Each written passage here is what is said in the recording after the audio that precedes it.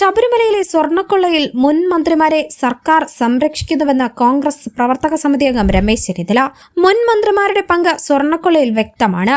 മുൻ മന്ത്രിമാരെ രാഷ്ട്രീയമായി സംരക്ഷിക്കാൻ സർക്കാർ നടത്തുന്ന ശ്രമം അവസാനിപ്പിക്കണം. തൊണ്ടി മുതൽ എന്തുകൊണ്ട് കണ്ടെത്തുന്നില്ല?